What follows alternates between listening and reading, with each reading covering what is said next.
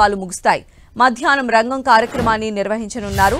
రంగం వినేందుకు భక్తులు భారీగా ఆలయానికి తరలిరానున్నారు. అలాగే హంపి నుంచి తీసుకువచ్చిన లక్ష్మీ ఏనుగువై అమ్మవారి ఘటం ఊరేగింపు, డప్పు నృత్యాలు, పోతురాజు ప్రదర్శనలతో వైభవంగా జరగనుంది. ఇందుకోసం రాష్ట్ర దేవాదాయ శాఖ అధికారులు సకల ఏర్పాట్లు చేశారు.